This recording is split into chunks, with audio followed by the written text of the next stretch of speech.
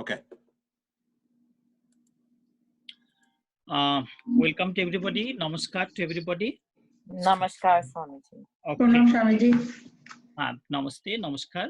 So this is a class which we usually every Tuesday we do 7 to 8:30, and we have been doing this class for since we came to this property in the Kendall Park, South Brunswick Township. We have completed Srimad Bhagavad Gita for 12 years. And then also we did a couple of the Upanishad also, like we finished Katha Upanishad, we finished Mundaka Upanishad, and I think so we finished Isha Upanishad also. So we thought just for a change from the deep scriptural discussion, we thought let's go to something which is a little bit more kind of completely different subject from the Vedanta or Upanishad or even Bhagavad Gita. And so that's how we choose this particular book or the scripture to go through for. So let us read this one first. So the name of this book is Naradiya Bhakti Sutra, or the Sutra, Bhakti Sutra of Saint Narad. And since we have been doing this class for a long time, and I already explained about the background of Saint Narad, and one of the foremost devotee of Lord Sri Vishnu. And we all know that Narad, Saint Narad is immortal. Like, few people, they never die. That's how we read in our scripture, like Hanumanji in the Ramayana. And also the Narad, Saint Narad.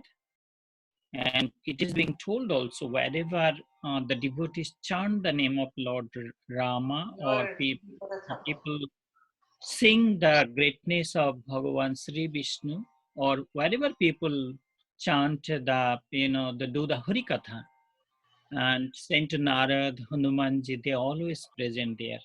And we believe this word of the Rishis and Munis, our ancient saints. And with the tradition, we particularly feel that as we about to start the book, we believe that Saint Narad himself is present here. Also, Hanumanji is present here, and also all the Rishis, Munis, saints, and the devotees of the Lord, they are all present here, because we are going to talk about a topic which is completely different from other discussion, and it's fully full of devotion, bhakti, or kind of sweet talks of the glories of the Lord. So before we go to the main book, please let us close our eyes and recite 3 times Omkar. Because in Hindu way of life, anything we recite, anytime we discuss any scriptures or chant any sacred hymns and prayers, we start with Om. So let us join with this recitation of 3 times Omkar. Please close your eyes. Swamiji. Deep breathe in.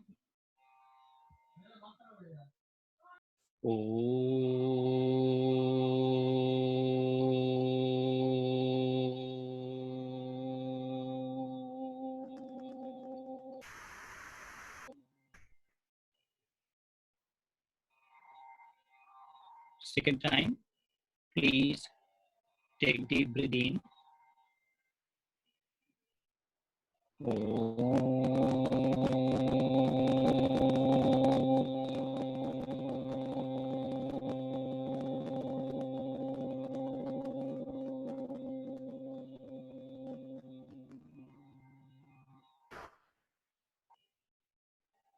One time more.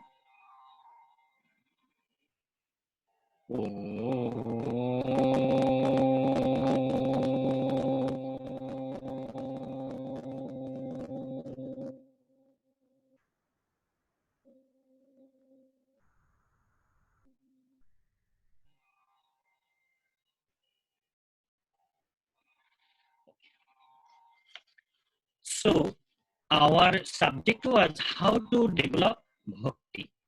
That was the main subject we have been in the last two sessions. We read that, and we started this way. This Tasya Sadhanani Gayanti Acharyaha. The great people sang the glories of Bhakti, how to develop Bhakti in different way. Tattu Vishaya Tyagat, Sangha Tyagat Cha. The rishis say that devotion to God is attained by abandoning all the kind of things which make our mind most restless and not needed. Those kind of attachment we need to cut off from our life to put our mind to the God. And then our rishis and munis say Vyabhito Bhajana, continuous recitation, chanting, singing, remembering, like mantra jap, quietly you chant the name of the Lord. Group singing, we sit together at home or at a temple and we recite the name of the God, we sing togetherly. So, Abhyabhito Bhajanat, by uninterrupted worship and singing the name of the Lord, that also help to develop bhakti in us.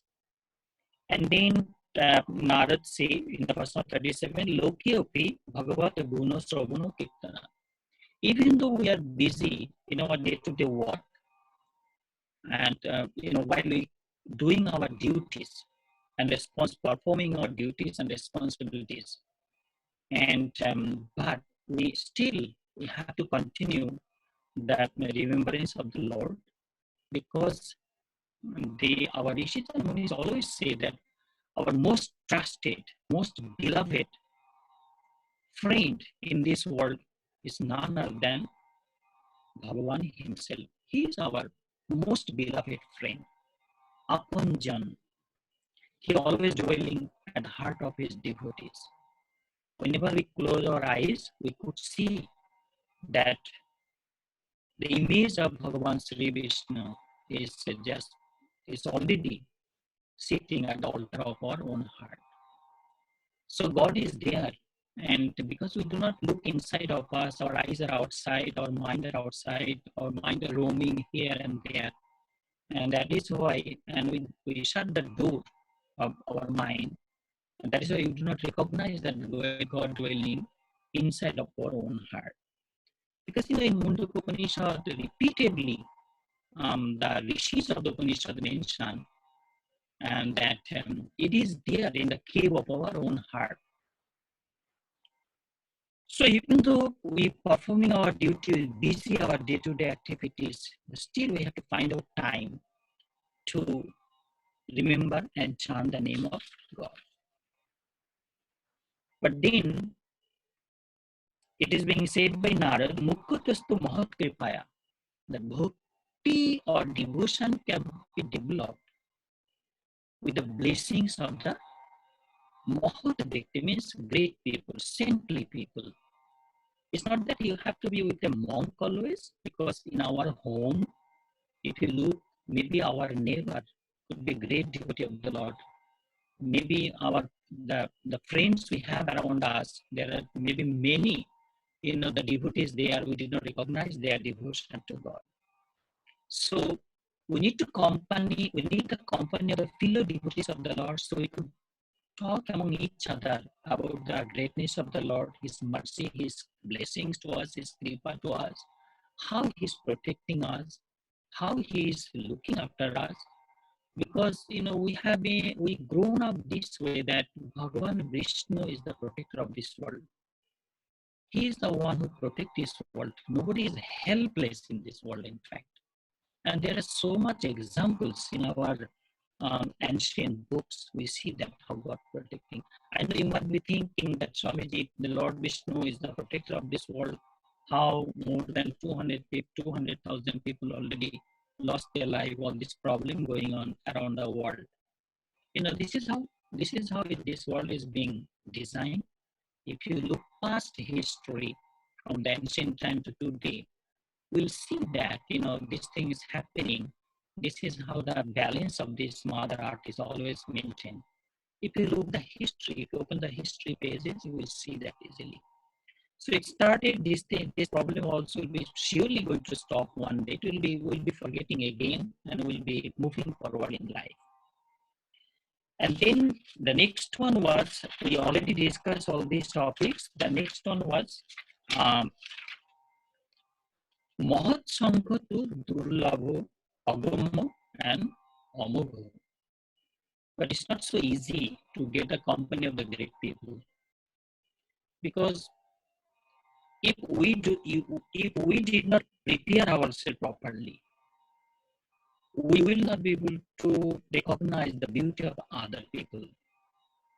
If we do not have devotion at the lotus feet of the Lord, if we do not have bhakti to the feet of the Lord, we will not be able to recognize the fellow devotees of the Lord. And that is a very practical thing. So that means that to develop bhakti, we need to prepare us. Like how now the summer coming, people will be preparing land, they'll be plowing the land, they'll be preparing, putting little that what you call that soil to plant vegetable, all those things. That means lots of preparation. And then we'll be planting the seed, and then every day we go outside, make sure that plant coming out of the seed or not. That is how the bhakti. In the tradition, there is a way called Guru Diksha. Guru Diksha is nothing like planting a seed. And then it's nurturing, watering, giving fertilizer, all those things. Basically, it's like we chanting, repeating, remembering, uninterrupted with every incoming and outgoing breath, with every step we take in life, with every kind, things we do. That while our hand is busy doing something, our mind is busy chanting the sacred name of the Lord. So that is how the beauty of the at one day you will be surprised to see that how much you already went ahead in development of the bhakti in you. Because nothing is attainable within one day, bit by bit. The entire system of our body, of our mind, of our soul, of our thoughts, of our way of thinking, our samskara, which is build up our regular habit, it gradually it's changed because of the influence of the sacred name of God. Because the name of the God is sure to give effect, sure to give result. That is 100% sure. So that is why we sent Narad say it is difficult to get the company of the great people or the fellow devotees, because we are not ready to recognize the beauty in the other people. So today we continue the same topic, how to develop bhakti. That is the topic, and then we'll be going to the other one also. So this is the verse number of the Sutra number 41 of the Narada Bhakti Sutra. Please keep in mind, this is one of the foremost book in the Bhakti school. That in the tradition, especially Vedantic tradition, it is being said that we can reach God by following different paths. Like for example, Karma Yoga means we're doing a lot of charity, like this, the virus things going on, as we did in the newspaper, in many, the groups, they're distributing food. Some groups are dropping the rice, dal, vegetables at the doorstep. You don't know who gave you. And then we see the Bharat Sevasram Sangha also, cooking the cooked food they're distributing at Delhi, Calcutta, Tiruvananthapuram, Bangalore, Madras, and various places in India. I see that too. Even here also, somebody dropped me boxes of mask and some other things. Anybody coming plus, so I'm giving one. In any way, small way or the bigger way, we trying to help each other. This is called charity. This is called philanthropy. This is called social service. Even listening the fear and the people are panic, people are afraid, just to give them a little bit encouraging word to bring back self-confidence, make them positive. make them to see things in a very positive way, very brighter way. That is also a kind of social service. So this way we prepare our mind, we wash the dirt of our mind in preparation to understand the beauty of the God and that God is dwelling at the heart of at our own heart. So it's a kind of preparation. And that is Jnana Yoga, Jnana, wisdom, knowledge. I mean, with a proper knowledge, proper judgment, we separate wrong from right. Because, in the Prashna Upanishad, we read that the rishis of the Prashna Upanishad say, Devidya Veditavya Paramcha Paramcha. There are two kind of knowledge available in this world. Two kind of knowledge. Paravidya, Aparavidya. The one knowledge help us to be materially very successful. Materially, it helps us to earn lots of money, to gather wealth, land building.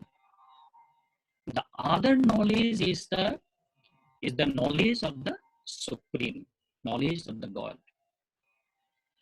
Because that what actually happens, ultimately we leave everything behind. We just leave everything, we go empty hand.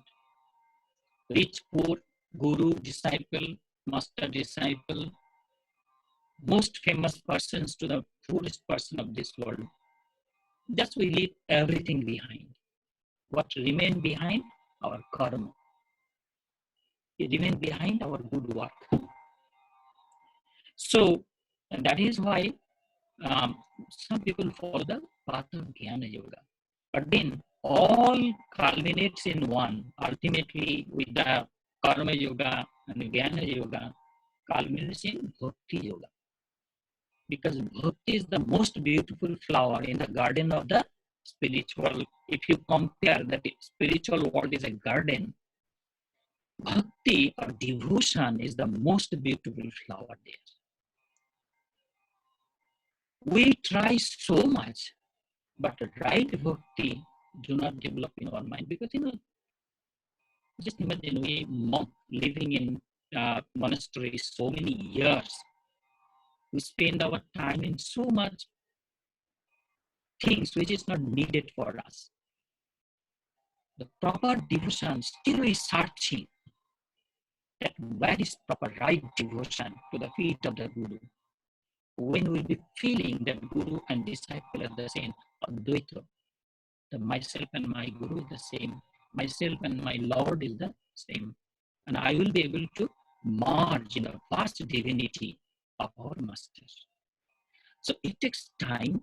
There is nothing to be, that we should not be depressed in any way, because there are lots of obstacles, lots of things are there which will be taking our mind away from God. It's called Mara. Like Lord Buddha's life, we see lots of disturbance came before he attained Nirvana. Same way, lots of things will be happening in our life which will try to divert our mind from the feet of the Lord. So the verse, the Sutra number 41, we starting today.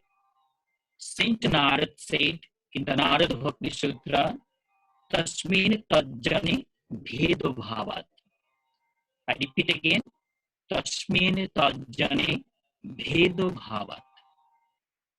Means, because there is no difference between the Lord and his devotees. Bhakta and Bhagavan. Bhakta means devotee, Bhagavan is the Lord. So Bhakta and Bhagavan, we should not see any difference between these two. Because wherever Bhaktas, Bhagavan is there. Wherever Bhagavan, Bhaktas are there. I'm giving an example to you right now, because of this, the coronavirus, COVID-19, things going around the world. You could imagine that people are afraid to go to the temple now. There are so many temples in this world. There are so many temples in this world that people are not going there. Churches, mosques, the synagogue, the temple, all these places are almost abandoned right now. I'm sitting right here in our temple, beautiful temple, so much murtis are there. So bhaktas are not here.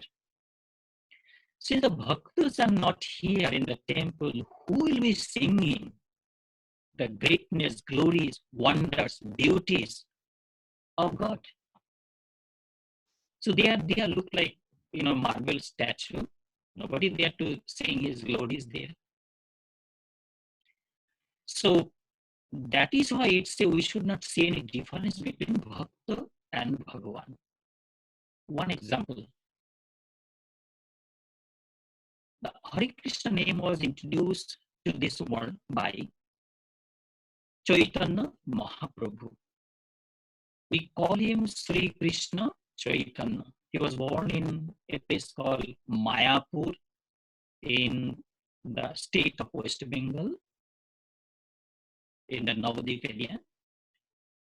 From today around 550 years back, he introduced Hare Krishna, Krishna Krishna, Hare Hare, Hare Rama, Rama Rama, Hare Hare. And then later on, we see that Prabhupada, he spread this name all over the world. But before the Hare Krishna organization was founded, we went to the Mayapur. It was village, rice field. We could see the mud house. Roof was made by the grass, and there was the Bhakti was there. So that is the place Chaitanya Mahaprabhu introduced Hare Krishna name. Now, why bringing these things? Because there was a Muslim gentleman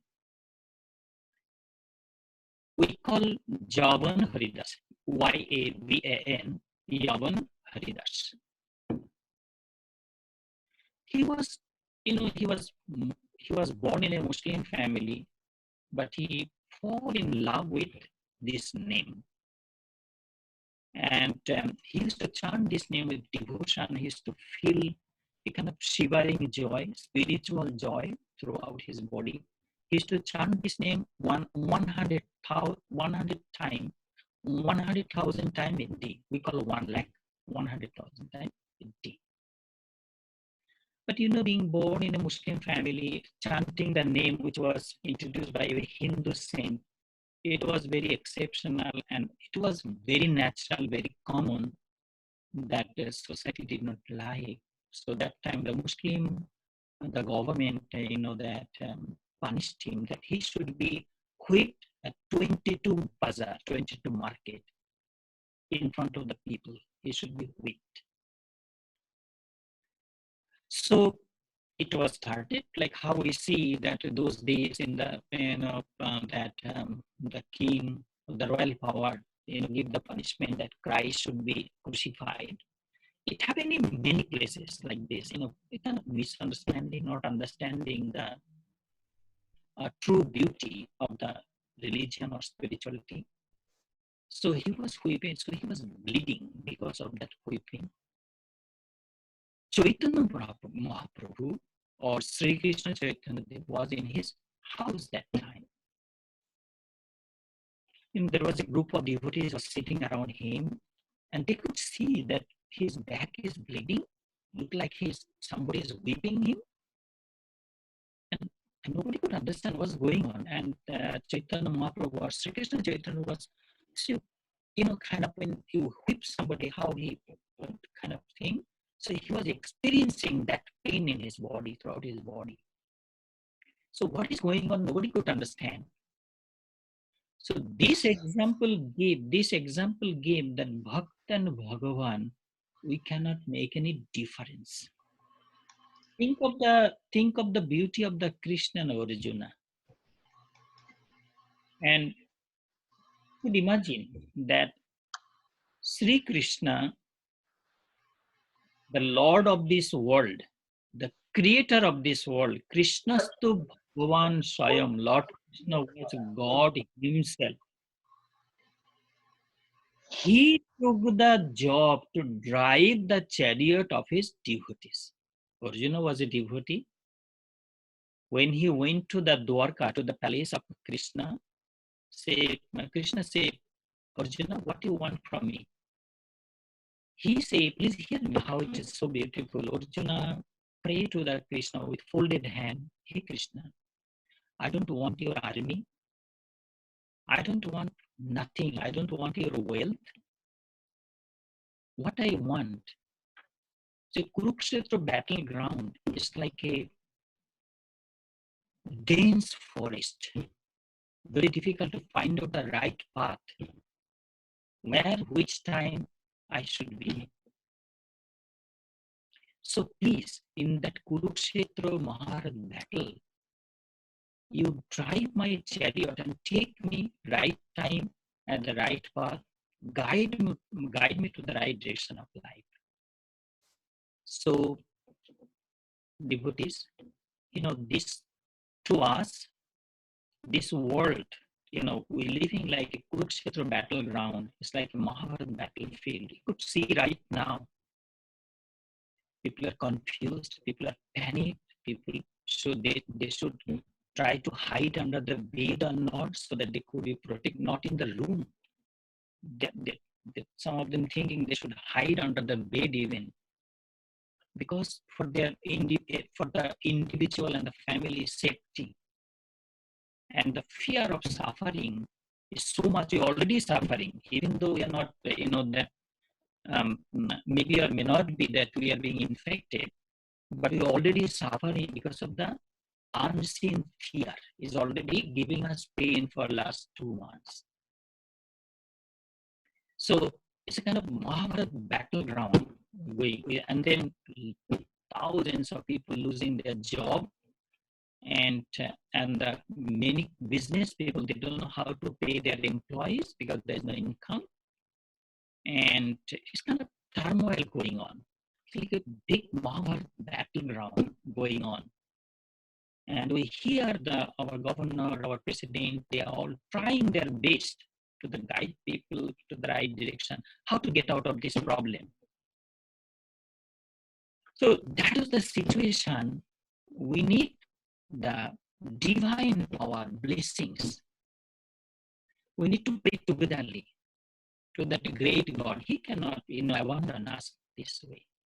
That, oh Lord, please now you come to this battleground, sit at the driver's seat and guide this entire world to the right direction of life so we could get out of this problem and move forward. So this is a big battleground. So we could see it, so could imagine, and that's how the Arjuna won that battle. And if we can pray that way, surely we will be also the winner of this problem. So tasmin tajjane bhedo bhavat. We should not see any difference between Bhakta and Bhagavan. There is so much example in the religious book. It's so beautiful examples there are. And I just gave one example to feel that how that Bhakta, you could imagine that Saint Narad itself. Saint Narad symbolizes the divinity. The only work, only his purpose is life for the welfare of this human society. He encouraged the rishis and the writer, the poet, the scientist, research scholar to write books which will be giving people to the right direction. He encouraged poets to write poetry which glorify the beauties of the Lord. He encouraged the research scholars to create something, not of human destruction, but to make this world more beautiful. You could say, Swamiji, how Narada helping? You cannot see Narada. To see Narada, we need to prepare ourselves. God is there. We cannot see him. Like how now this COVID-19, we cannot see it, but it's there. Similarly, God is there. We cannot see it. But we can feel the touch of how we can feel that is COVID-19 is all around in the air, or maybe somebody. Similarly, the God is there, here, there, everywhere. So to understand or feel the touch of God, we need to prepare ourselves also. to read every day, please keep a Bhagavad Gita or some religious book at the bedside so that every day before you go to the bed, you could read one verses of Gita and one verses, whatever religion you follow, whatever religious faith you have, you take your religious book, believe in it, strongly believe in it, and go deep into it. And when you go to the bed, you sleep, you keep thinking what Krishna or what Christ wanted to say. And this is how when you go to the bed, that you have a sound sleep without any tension. It's a way of life actually. So, Tasmin Karjane Bheva, we should not see any difference between the Bhakta and Bhagavan, a devotee and the Lord. Because the God dwell in the heart of his devotees. He always is protecting them. There are so much of example. If you bring all those examples, all time will be gone. So we don't want to go to the examples right now. I just give one example from the Chaitanya Mahaprabhu's life, how Bhakta and Bhagavan is same. Because they were weeping Haridas in 22 bazaar or 22 markets. And while they are weeping, you could see the Chaitanya Mahaprabhu's body was bleeding everywhere. Because Haridas or the Jagan Haridas was not feeling any pain. All pain went to his master. This morning, I was writing the life of Acharya Swami Pranavarandaji Maharaj. Every day by 3:30, I wake up and start to write. So I was writing this morning. A group of monks was working in Lahore. Lahore is one of the second largest city of Pakistan now. But those days before 1947, Lahore Pakistan was not created. It was one country. Lahore, Karachi, Rawalpindi, all was a part of the Punjab province. So this monk born in East Bengal, which is presently called Bangladesh, they never knew beyond the Bengali language. They never knew to speak or read or write any other language. And these are the village boys. They used to walk school to the bare feet, no chappal, no slipper. You could imagine with the blessings of Guruji, Swami Pranavarananda, they went all the way to the Lahore to preaching and spreading the name and the message of their master. Now, there could be so much of danger there, unknown place, nobody know them, they don't understand their proper language. But the blessings of God or blessings of Guru or the hands full of blessings of God is so big, it can reach anywhere in this world. Our part is to remain connected with the main power, switchboard. We need to connect. If we disconnect ourselves from the main powerhouse, then we feel lonely and helpless. And then we go to the Sutra number 42. Saint Narad, Devarshi Narad, he said, Tadeva Sadhyatam, Tadeva Sadhyatam, Tadeva Sadhyatam. Tadeva Sadhyatam, Tadeva Sadhyatam. Let that alone be practiced, let that alone be practiced. Means that, O devotees of this world, O bhaktas of this world, O you, those who love that Lord, O you, those who live with God, those who have deep faith in God. Tadeva Sadhyatam. And not only that, those who do not know, those who are yet to open the door of the spiritual world. This world, people see outside. From the very childhood days, we are being taught to be successful in material world. If you see from our childhood days also, our parents always encourage us to be materially successful. If your son or daughter, go to the spiritual line from the young age, parents become very worried. It's the experience, it's the practical things in this world. And then because we have been taught to be materially successful, so the spiritual world, that door remain closed. Is a vast world. Spiritual world is the world of the discipline, principle, morality, and full of blessings of the Lord and good character. Religious world does not mean that you sit just and keep chanting. It's a lots of things are there. It remain closed. The vast and very rich spiritual world that remain closed that door. Many millions of people they really when they die without even knocking that door. But some of them, with the experience of their life, they learn the lesson from life, and that's how they try to knock the door of the spiritual world bit by bit, without prayer, without the tears of our eyes, with our experience of life, with all these things, try to open that door. And one step you move forward towards God, God come towards you 10 steps. So that is how Tadeva Sadhyatam, oh devotees of this world, please practice, try to develop bhakti in you. Because without bhakti, life will be, one time will feel dryness. Everything will be around us, but still we'll feel some kind of emptiness there. Because that place, that empty place, we don't know why we feel a little bit empty. And I know what is that, because that place remain unfulfilled with the touch of the love from the God. So Tadeva Sadhyatam. Strive for that. Strive after the love of God alone. Strive after the love of God alone. What for? Strive after the grace of God. Make serious efforts to obtain the grace of God.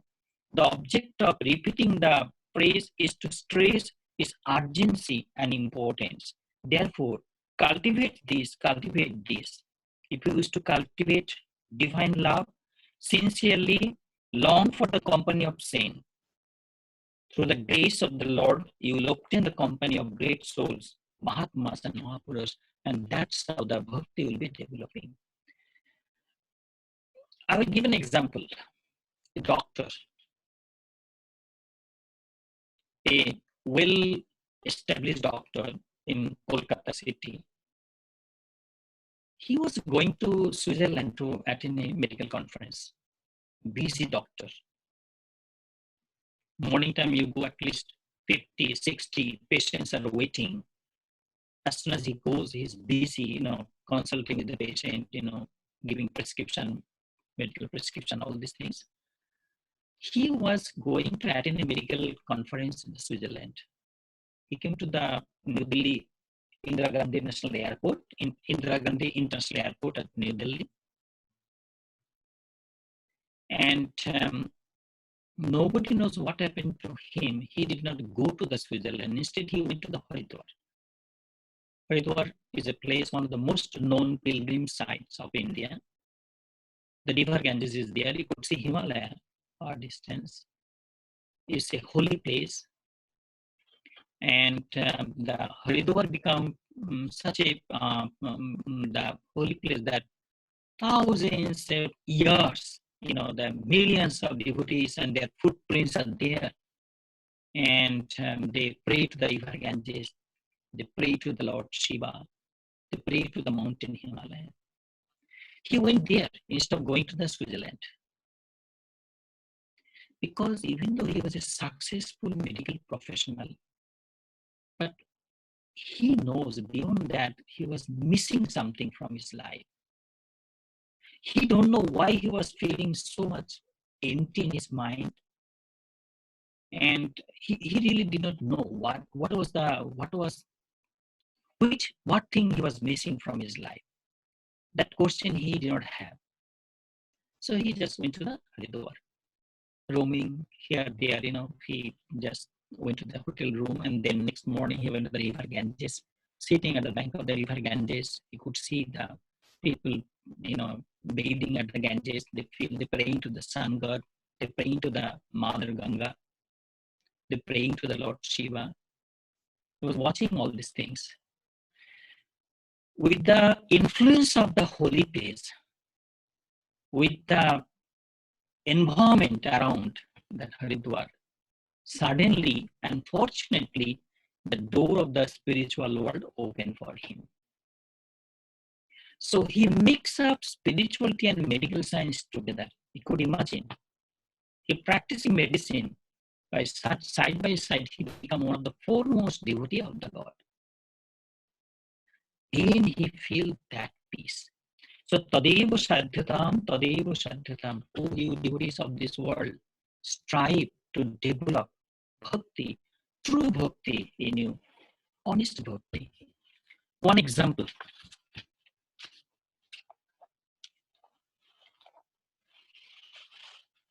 Devotion between God and his devotee should not be a kind of contract. There should be no kind of material, we call it desire-based prayer. We pray to God so that he will be fulfilling my material wishes. No. We love God for the sake of love only. Please love God for the sake of love only. Whatever comes in life is my karma.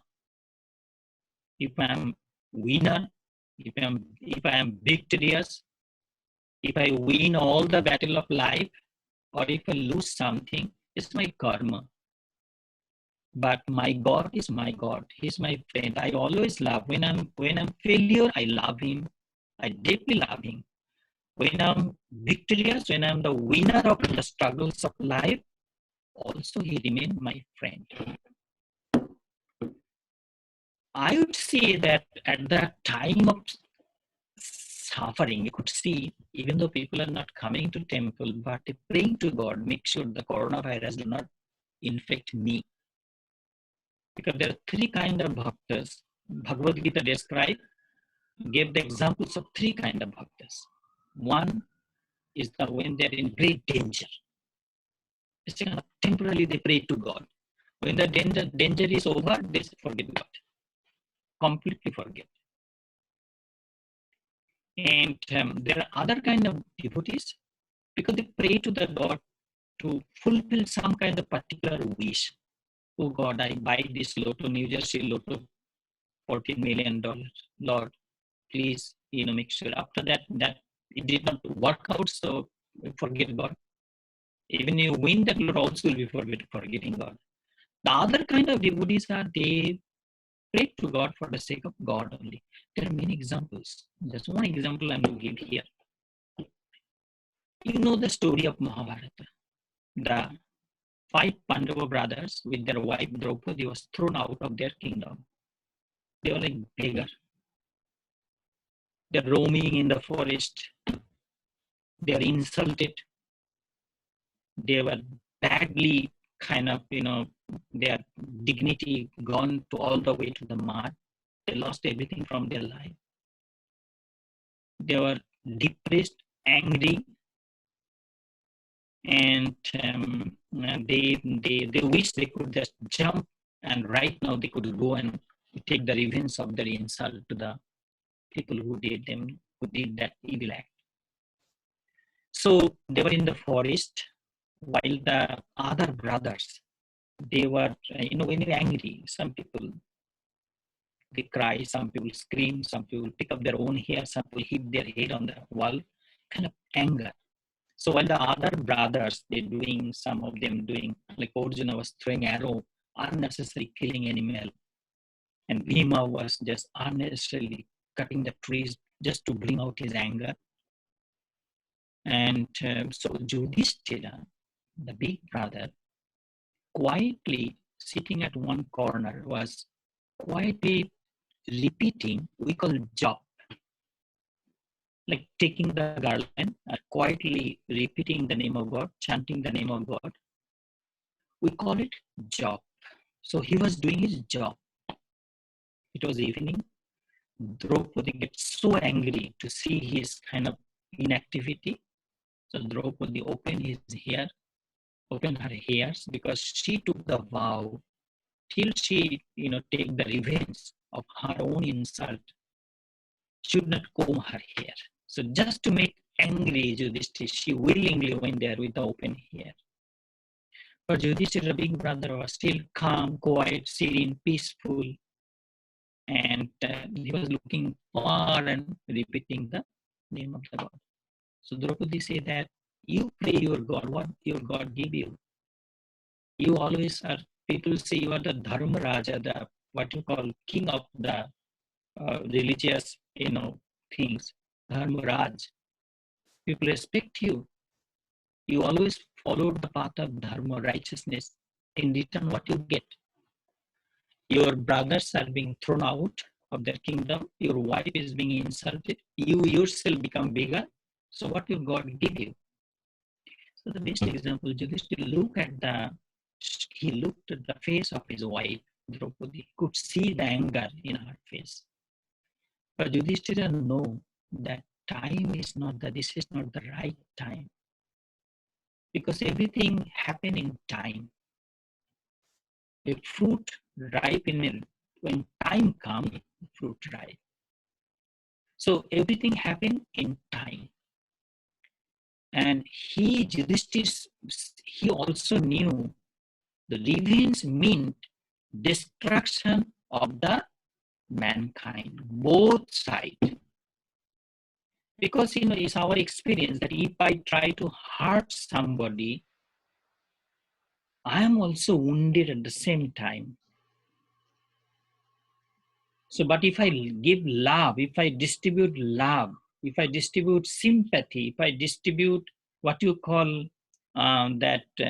caring service to other people, by giving something to people, we feel joy, a kind of fulfillment of life. By giving something to other people, helping other people, we find out great joy. Something you love very much, and you give that thing to your younger brother or fellow citizen of your country, you feel great joy by sacrificing. So sacrifice brings great joy in our life. So Yudhishthira answered that, Draupadi, I love God. I pray to God. I do job the name of God. I don't expect anything from Him. Because I love for the sake of love only. So he's my friend, I pray. I don't pray to anything, any material thing, I don't pray to him. So that is how it says, Tadeva Sadhyatam. Oh, devotees of this world, please try to develop bhakti in you. Because a day will be coming that this bhakti will be helping you so much. When you close your eyes, you will see that Krishna standing at the altar of your heart with his flute at his hand, playing his magical flute, calling your name. And you could be hearing the ghungru, the sound of his ghungru at the altar of your heart. That time, your organ of hearing, organ of speaking, organ of touching, organ of, kind of smelling. From all this door of the 9 gate in the body, we have 9 gate in the body. Like how we, right now people say, put a mask because from the nose or the mouth. Some people say we should put a mask on the air also because maybe the virus might enter in our body through air too. So these are the different gates in the body. So with the 9 gate in the body, in all gates, you feel that is your body, everything is being flooded with the divine love of the God. You'll be peaceful, serene, steady, sthir, and you will enjoy the real peace of life that time.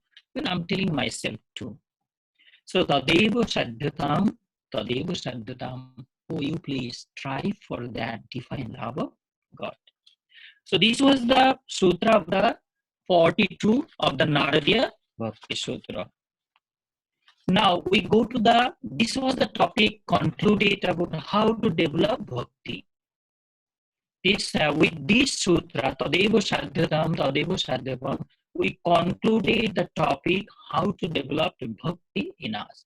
We're changing the topic. Sutra number is the 43, one of the very important sutra of the Naradi Bhakti Sutra, this book. We all know that, but again we forget that. I'm reading for everybody. Dushangaha sarvathaiva tyajya. Oh, so beautiful. Dushangaha sarvathaiva tyajya. Evil company should be certainly given up by all means. I repeat again. Evil company should be certainly given up by all means. Dussanga sarvataiva tyajya. So what is evil company? Evil company could be our negative thoughts. What are the negative thoughts? Oh, maybe virus is already infected us in me. Oh, I'm feeling fever, I'm feeling this, I'm feeling this. Kind of negative kind of thing. Oh, if I die, what will happen to my children? What will happen to my temple? What will happen in the Bharat Savasya New Jersey if Swamiji die? If I think that way. If I feel weak in any other way. If we lose confidence, lack of self-confidence, feelings of lack of self-confidence, a great enemy. Swami Pranavananda just say that Mahamitra, what is the best friend? What is the best friend? Enthusiasm, encouragement, inspiration, positive way of thinking. These are the great friend of life. I am my own enemy. I am my own friend. When I think in a positive way, when I think in a disciplined way myself, when I have full of self-confidence, I believe in myself that yes, I can achieve this thing. That means I'm helping myself. I'm my own friend. But whenever I'm thinking in an other way, in a negative way, at that time I become my own enemy. So it's a help yourself by yourself. The help I'm looking from outside the world, the help I'm looking from friends and relatives, instead that help I have inside of me already. Because God given this good quality among us, the endless good quality we have. You just need to culture it, develop it properly, look into it, search inside that what good quality I have inside of me. So this is one of the things. Dushangos are negative kind of attitude, negative kind of thoughts, literature that make us more restless, chanchal. Then it could be kind of listening something which make you more restless, controlling. When once again I'm just mentioning the name of Swami Pranavananda, the founder of the Bharat Sevasya, we see that from his childhood days. We see that speech control, thought control, control of the action activities. That what I don't need to speak, I should not speak. Thoughts control, how to art of thinking in a very positive way. The speech control, thoughts control, activity control of the activities, the activities I don't need to do, unnecessarily we're doing, creating problem. So we need to understand properly, analyze properly the things I should do or I should not do. Food control, that what we are, actually what we eat. All the sickness, all these things we're developing in our body, sometimes it's from the food way, what we're eating. In the chapter, I think in the chapter 16 or 17 is there are 3 kind of foods People eat the Sattika food, the Rajasika food, and the Tamasic food. And the description is there in the Srimad Bhagavad Gita. The food that help us to build, body, the pure blood from the bone, from the and we can develop our mind, we can develop our good thoughts. All this food play a very important role. So Dussanga, this kind of harmful food we take, this also could be Dussanga. Sometimes people also, we have to be very careful to select our friends. We can make, that hi, hello, regular. We can talk to everybody, but everybody cannot be our friend. We know very well, everybody is educated, everybody is intelligent, everybody can understand what is good and bad for them. And we all have our own kind of that power of understanding. So sometimes we have to be cut down the friend which make us depressed, which make harmful for us. It's not good for us. We have to cut down those friends from our life. It's okay. If you lose some friend, it's okay. New friend will be coming, will be helping you to develop your good quality, our good quality. God send them near to you.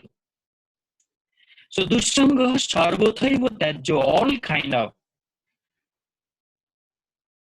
I just take you to the Charvak, what you call a Rishi Charvak philosophy. Rishi Charvak, a saint from India. He gave this the philosophy to the world.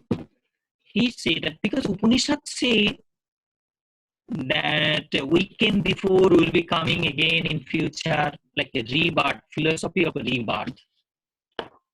But Charvak Rishi said no. One life. We born and die, that's it. So that is why Charvak said, Javod Jived, Sukham Jived. As long as you live happily. You live with happiness. Rinam Kritva Ghritam Pibet. If you do not have money, borrow it and enjoy your life. No God and no religion. Acharya Swami Pranabandaji Maharaj say that India rejected this philosophy. India did not agree with him. It's rejected. But said, no, this is not the message of India. This no God, no religion, no spirituality, this is not the right message from the ancient India. Our rishis and munis who proclaim long before in the Himalayan jungle. You can imagine tens of thousands of years back, the rishis of the Himalayan jungle, they proclaim, "Oh, people of this world, Srinnantu Vishi, a saint wearing a just piece of cloth with holding his trishul in hand and a begging bowl in the Himalayan cave, proclaiming this message to the world, giving this message to the world, rest of the world. He did not visit outside of India, but he's proclaiming, Srinnantu Vishi Amritasya Putraha. Oh, people of this world, you please hear me. You please listen to us. Amritasya Putraha. You are the children of that immortal Lord. You born with divinity. You are born pure. Divinity was birthright. You are born pure. Amritasya Putraha is being said it. Amritasya. Amrita means you are the children of that immortal Lord. Aji dhamani divyani tastahu. Beyond the darkness, we have known that eternal Purusha, that ever brightening, ever enlightened, self-enlightened, that all-powerful Lord. We have known Him. We discover Him. Nanya Pantha Vidyate now. He is the goal of life, not other thing. See, tens of thousands of years back, rishis sitting in the cave of Himalayan did tapasya, long, many years of meditation, austerity they practice, and then they realize the beauty beyond of this darkness. And they gave that message to the rest of the world. This is the message of ancient India. This is the message of the old India. Srinnantu Vishre Amritasya Putraha Aje Dhamani Divyani Dastu Vedahametam Tamasu Tam Nanna Pantha Vedayana. There is no other path. This is the right path. So, regardless we live a monastic life or we live a family life, regardless we work for a temple or church or synagogue or masjid, regardless we raise our children, earn money to look after our seniors in home, support our family members, regardless what our profession we do, so doctor, engineers, business people, or the layman, whatever we do, the ultimate goal of everybody is one, to reach the feet of the Lord. And bhakti is one of the foremost way, easy way to reach that God. Because the path of knowledge, all these are difficult things, but bhakti is so simple. Bhakti do not listen any argument. They just love God. They make garland, chanting while they're making the garland, they keep chanting the name of the God. They clean the temple, they dress, they decorate the altar, they make new clothes for the gods and goddesses, they cook food just to offer to the feet of the Lord. They make chandan paste, give chandan paste at the feet of the Lord. And looking at the face of that image of the Lord, they feel great joy. These people do not know how to read Upanishad or how to read the Vedanta philosophy, how to read the other scripture. But what they know? The love to God. So, Dushanga Sarvathaiva Tejyo. We have to understand what is good for us and what is not good for us.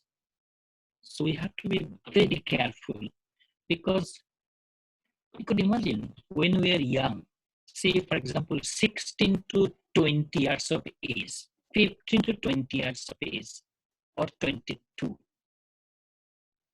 that youthful time when we were very young, immature in our life, we did so much of mistake. And those days when you look back, maybe I did, maybe those who are listening today, maybe you did not do any mistake in your life when you were young, but I did a lot of mistake, I remember. So those days gone, but when you look back, that we wish there was somebody who could guide us to the right path of life.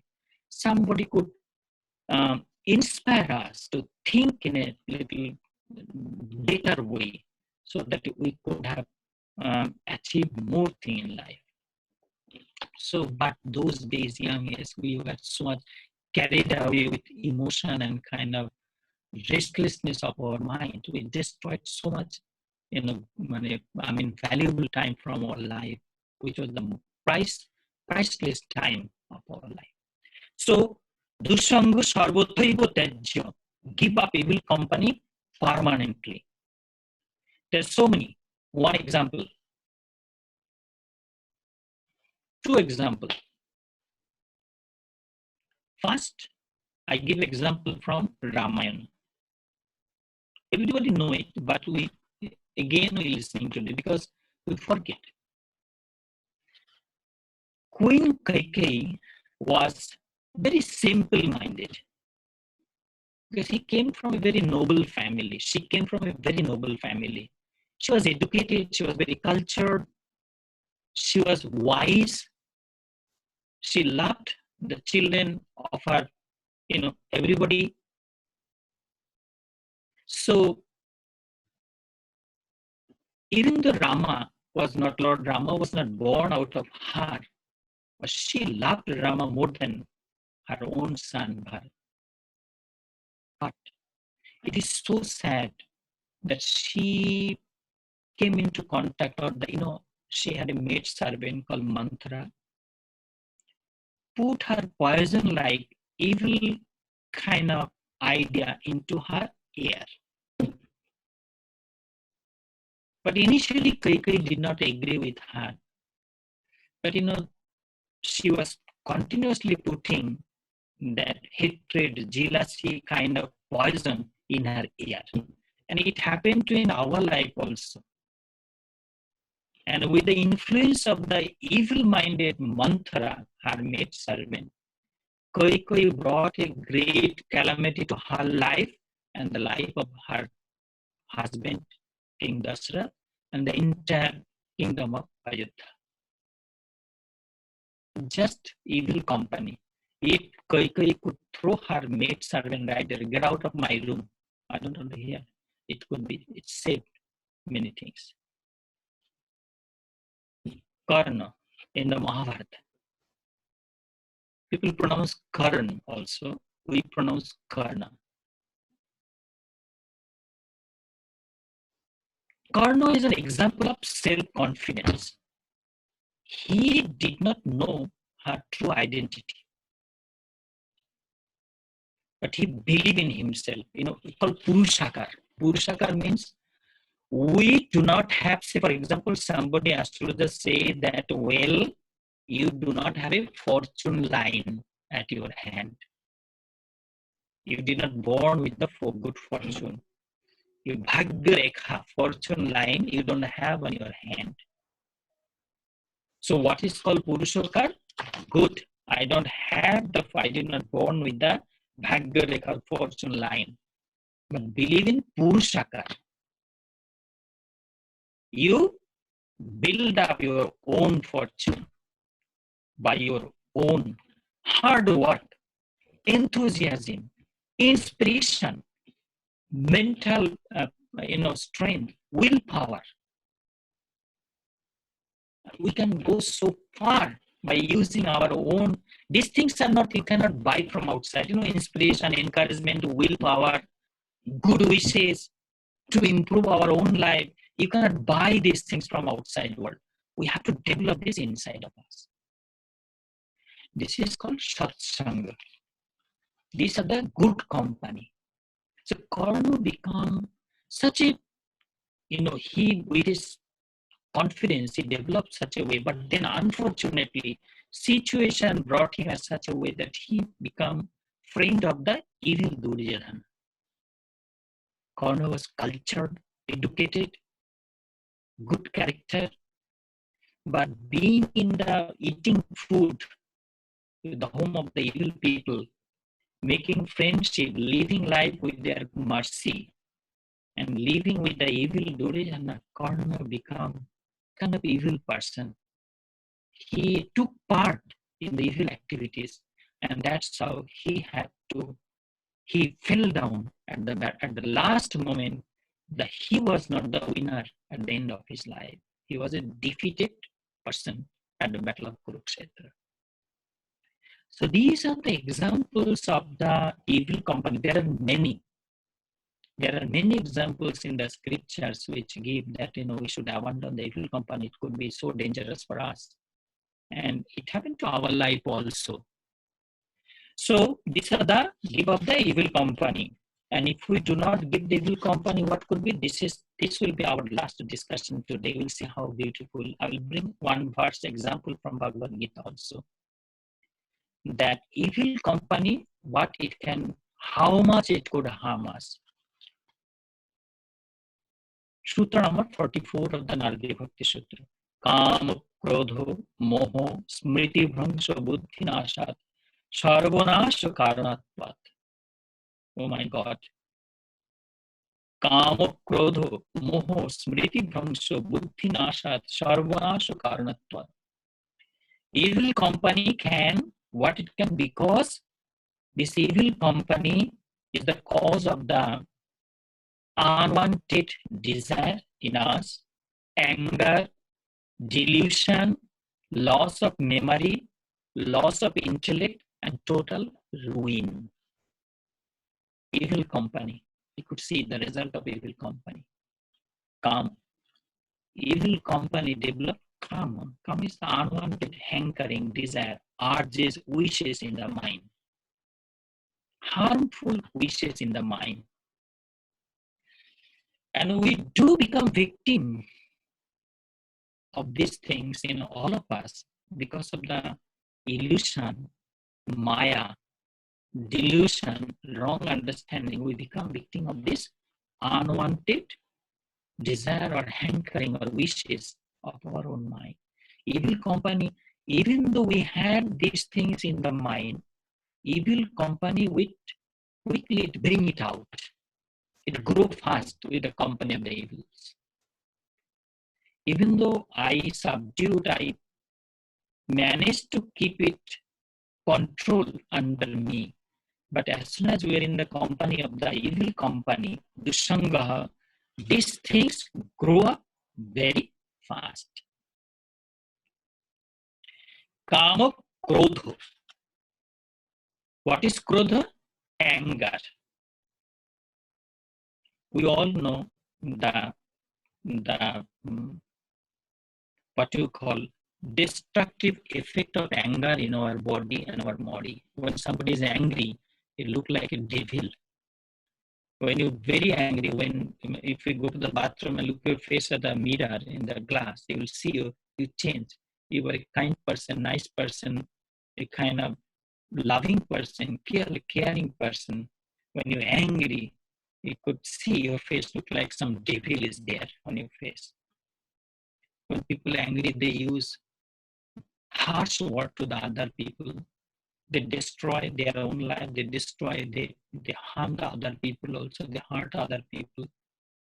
When we are angry, we do so much. We do so much destructive things. Some people because they're angry, they breaking the window glass in their home, or uh, hitting his own head with the wall.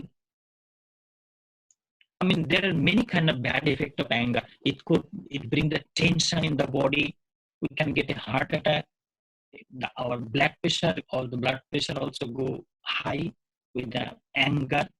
Whole physical system, the function of the body is being disrupted because of the body angry, and we feel kind of we cannot function properly when we are angry, and this anger develop with the company with the evil people. I will tell you how it is. I will go to the chapter 2, and then you will see how Lord Krishna explained how this evil company helped to develop this anger in the body. And then moho, kama krodha moho. What is moho?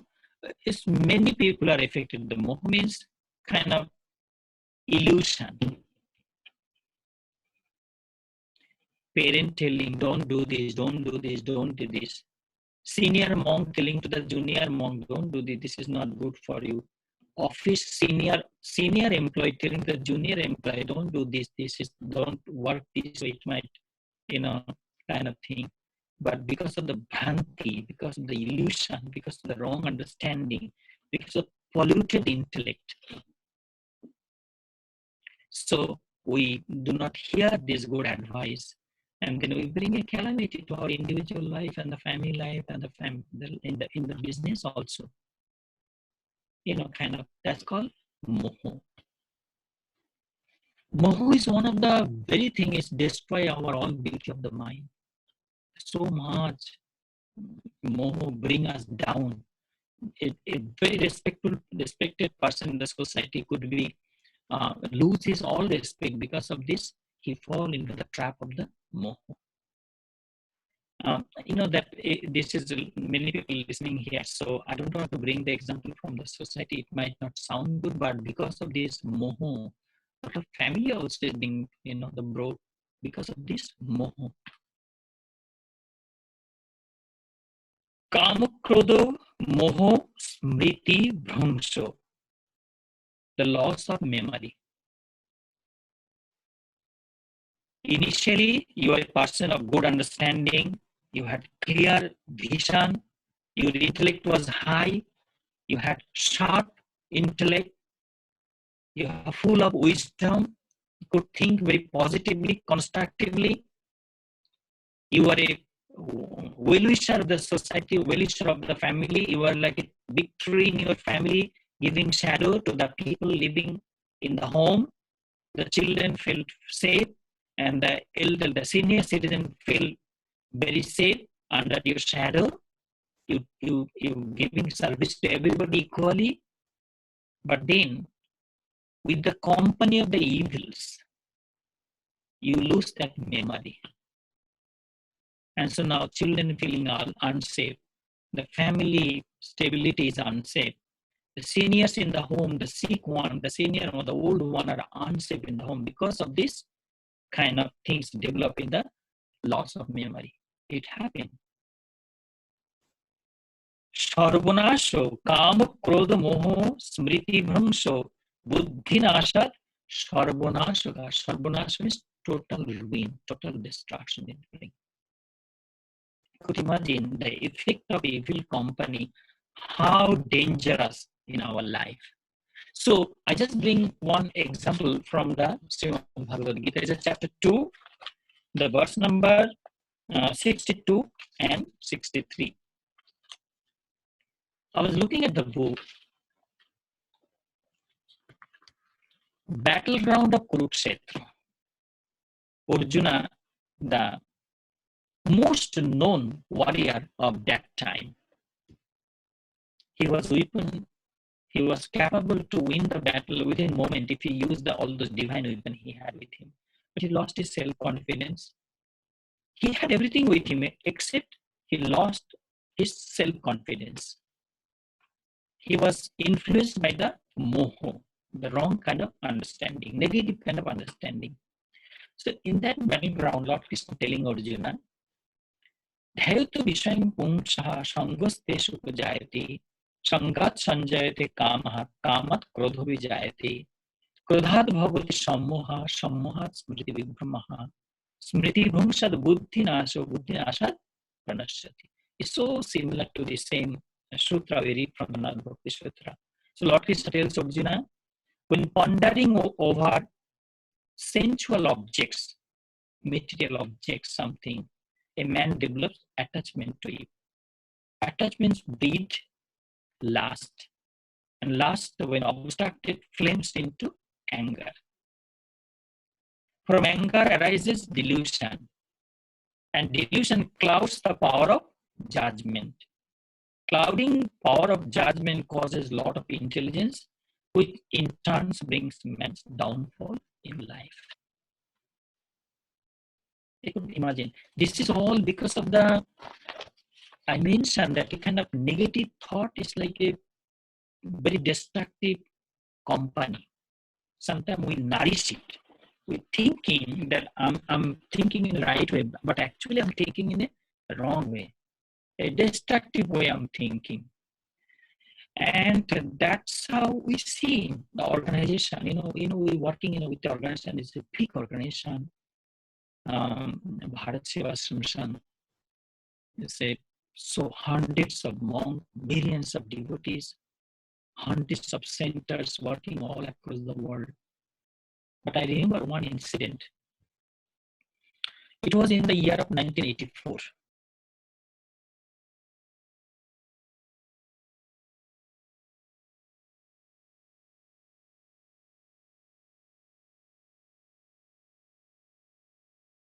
He came to Delhi ashram. I think it was 1984. The sale postponed, and the whole Delhi was in turmoil, tension, and that people was confused. People was destroying the homes of the Sikh people, and lots of innocent Sikhs also lost their life that time. I was present there. They were burning their home because people was angry and they don't know, they wanted a revenge. And so Swami Yogananda ji was alone in his room. So I went to his room to bow.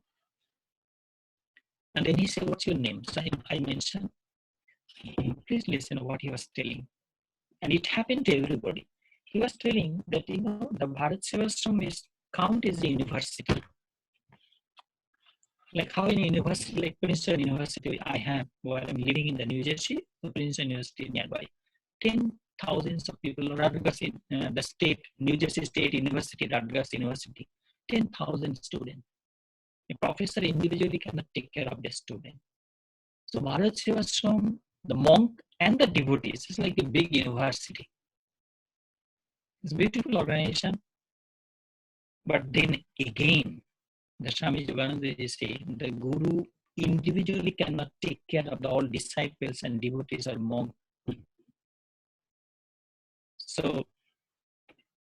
professor come to the classroom, give lecture and go, but a student who listen to the lecture carefully, consult, go to the library and read other books, consult, spend time on the subject, they actually, do the good result exam. So he was telling, it's like the same way Bharat Sevasam is a big organization. It's like open university, big university, hundreds of monks, millions of devotees are there. So one guru cannot take personally, cannot be individually, but those devotees or those monks will be, because it's a shelter is there, prasadam is there, guru prasadam is there, devotees is there, beautiful temple environment is there. Now it is the monk or the devotees have to develop this positive way of life and devotion by their own effort.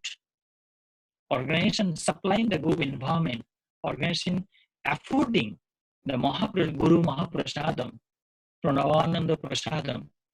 It is our duty to take the, what you call, to grab this opportunity and develop our own the life which is full of bhakti. So this is kind of things we were, that I was looking in the books as this is a company of the evil things, but could be so dangerous in our life. So kama, krodha, moho, smriti, bhrangsha, buddhi, nashat, sarvanasha karanatvat. Because the evil company is the cause of this unwanted desires, anger, delusion, loss of memory, and loss of intellect and total ruin. Now, before I conclude today's topic, I'd like to just go one more verse in the Bhagavad Gita, in the chapter 18. As a Hindu, what do you look for? Family life or a monastic life? Two road to reach the same goal. We moving forward towards the same goal. What is that goal? Moksha, attainment of moksha. And that is why the chapter 18 of Bhagavad Gita is being named after Moksha Yoga. So what is the meaning of Moksha Yoga? I mean, in the English word, we use the word emancipation, liberation, attainment of divinity. All these words we hear, occasionally we hear emancipation, liberation, this kind of word we hear. And but the moksha really do not mean the emancipation or liberation or attainment. Is more than that. It's more than that, because we want to be completely lost, or we want to be one with that supreme. Like, take an example, like Hudson River, when it's falling to the Hudson River in the New York City, when it's falling to the Atlantic Ocean, it loses its self-identity. Similarly, we want to be lost in the vast divinity of that supreme, and so that we could feel oneness. Sampurna bilin means completely lost in the vast divinity of the God. So here, you could see here the Bhagavan Sri Krishna tells Arjuna, Ishwara sarvabhutanam riddeshe Arjuna tishtati brahmayan sarvabhutani yantranani mayaya. Arjuna, Lord, who dwells in the heart of all beings, drives them everywhere like a machine under the influence of Maya. So Bhagavan is there dwelling at our heart. So that is why Arjuna, Twamevo Sharanam Gacha Sarva Bhavena Bharata. Please listen carefully. So beautiful. Twamevo Sharanam Gacha Sarva Bhavena Bharata. O Arjuna, the descendant of King Bharat, Twamevo Sharanam Gacha. Hold tightly the feet of the God. your only most beloved friend, your own. Tameva Sharanam Gaccha Sarva Bhavena. In every way, with all the senses, eyes, ears, nose, whatsoever, from every, with the every romkupa or the root of the every hair of our body, that enjoy the touch of God. Tameva Sharanam Gaccha Sarva Bhavena Bharata. Tat Prasadat Param Shantim. Sthanam Prapyashi. So beautiful. Sthanam Prapyashi Shashyatam. Arjuna, tat prasadat param shanti. With that blessings of the Lord, you will be surely will enjoy supreme peace of life, permanent peace of life, eternal peace of life. Sthanam prapsasi shashyatam. Ultimately, we will reach me. So this is one of the very kind of the beautiful subject we are going through in this book of the Narada Bhakti Sutra. So conclusion, today's topic. What we read today, basically, the first one we read that we should not see any separation between the Bhakta and Bhagavan. The devotee and the Vishwa Tasmin Tajjane Bhedobhava. There is no difference between the Lord and his devotees. That was the first one we read. And then Sutra number 42, we read, Tadeva Sadhyatam, Tadeva Sadhyatam. Please try to develop bhakti in you. Please try to develop bhakti in you. That is the Saint Narad telling. And the third one we read, then it's a different subject. Dushangaha sarvathaiva tajyaha. Saint Narad said, evil company should be given up permanently for normal life. We have to know what is good for us and what is not good for us. It could be any thought, it could be any book, it could be somebody, something. We need to abandon, otherwise it will be polluting our mind. And then Narada, the last one we read today, the influence and the result of the evil company. It developed kamaha, krodaha, moha, the illusion, smriti bhangsha, loss of memory, delusion, sarvanasha karanat. It brings total ruin to our life. So I think this was enough today. But before we conclude, we should recite 3 times Om again, please. Please join with me in recitation of the Om 3 times again. Please close your eyes and we take deep breath in.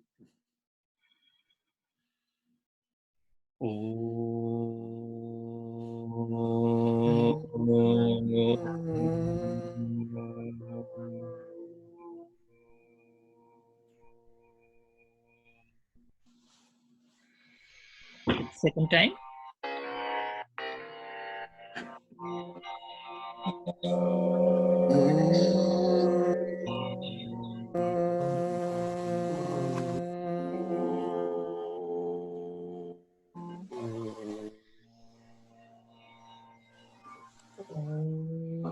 One time more.